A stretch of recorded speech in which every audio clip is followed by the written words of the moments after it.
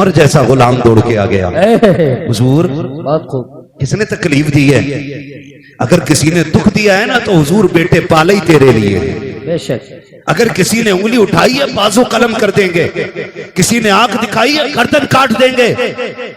عمر کسی نے کچھ نہیں کہا ہے، پھر حضور روئے کیوں؟ فرمایا آج میری ماں یاد آ گئی ہے، سبحان اللہ، آج میری ماں یاد آ گئی ہے۔ چیلنج کے ساتھ کہتا ہوں، اس محفل میں بوڑھا بیٹھا ہو کہ جوان بیٹھا ہو، آپ کو کیا لگتا ہے کہ ماں کی قیمت نہیں ہے؟ ماں اتنی قیمتی ہے، جاؤ تو تمہاری نظر میں اس محفل میں سب سے بوڑھا دکھائی دے، اس کا ہاتھ پکڑ کے پوچھنا کیا ماں کی یاد آتی ہے کہ نہیں؟ اس کے بال سفید ہو گئے، سر کے بال سفید ہو گئے، جب تم اس کے ماں کے بارے میں سوال کرو گے نا، اس کی آنکھوں میں جھانک کے دیکھنا، اس کی آنکھیں نیل جھیل کی طرح بھیگ جائیں گی، اور وہ کہے گا آج بھی ایسے لگتا ہے جیسے ماں دروازے پہ کھڑے ہو کے انتظار کر رہی ہے، آج بھی ایسا لگتا ہے جیسے ماں آواز دے کے کہہ رہی ہے پگلے شام ہو گئی ہے لوٹ آ، دیر ہو گئی ہے گھر آ جا۔ ایک 70 سال کے بوڑھے کو بھی آج ماں کی یاد آیا کرتی ہے۔ خدا کی قسم کھا کے کہتا ہوں، مقدر والے کے جن کے سر پہ ماں کی ممتا کہاں چل گئے؟ حضرت عمر نے کہا تھا یا رسول اللہ آپ کو بھی ماں کی یاد آتی ہے؟ ہاں عمر مجھے بھی ماں کی یاد آتی ہے۔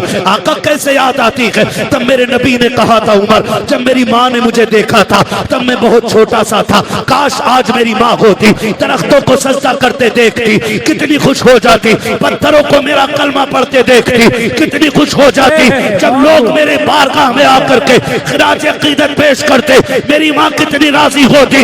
عمر میرا جی تو یہ چاہتا کہ آج میری ماں زندہ ہوتی، میں مصلی امامت پہ ہوتا، وہ حجرے کے اندر ہوتی، میں مصلی پہ کھڑے ہو کر سورہ فاتحہ کی تلاوت کرتا۔ کہتے عمر آہستہ سے پردہ ہٹتا، اندر سے پیار بھری آواز آتی بیٹا محمد میری بات سن جا۔